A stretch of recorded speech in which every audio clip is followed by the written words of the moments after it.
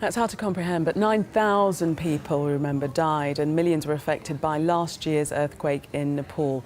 And work is still ongoing to rehome thousands of families in the country.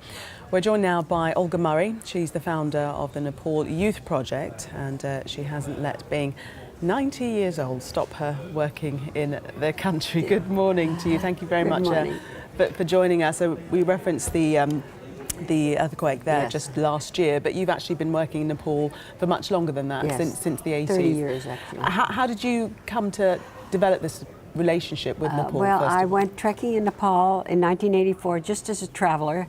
I was almost 60 and I was practicing law in San Francisco. And I think subconsciously I was thinking I'd have to retire soon and thinking, what would I do with all this energy? And I met the children of Nepal walking along the trail.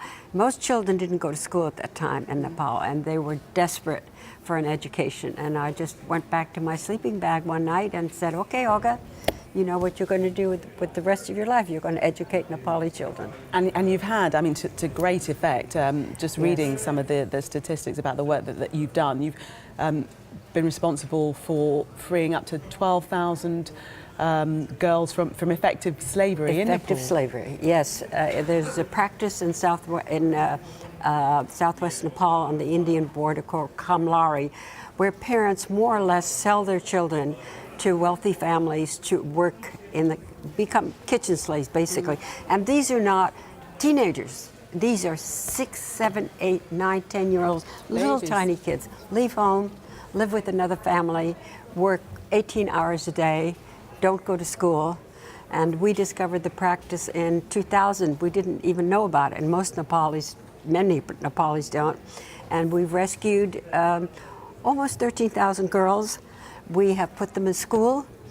The older ones we've put in a literacy program, trained them to get jobs, and the girls have now taken over the program themselves. It's wildly successful, and because of pressure we put on the Nepali government, they have outlawed the practice. So gratifying. Yeah, it's a wonderful result. Wonderful. So Nepal Youth Foundation is the name of Nepal the Youth Foundation, and we have a branch here in the UK that raises money for us and has been very active and effective for a number of years. So how did you specifically respond to the earthquake? It's a year on now, but what sort of help, yes, did the charity provide? Well, we have a massive earthquake relief program.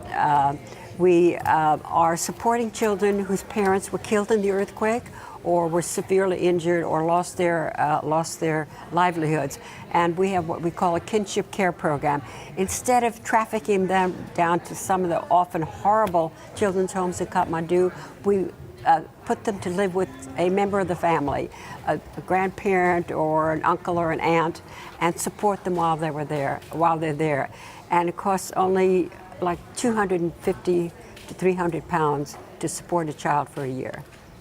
And Olga, when a natural disaster like an earthquake does happen, it's broadcasted into our screens, for days, sometimes weeks, and then when the cameras leave, yes, it's almost out of our consciousness and we forget it. I mean, how important is it to make sure the work that you do, the work that others do, continues and others also follow suit? Yes, it's absolutely critical, and it's really upsetting when you're involved and you see the destruction and you see the ongoing need and people forget about it after it's very short attention span of the public, and the need continues, and we continue to work there with children and helping people rebuild their homes.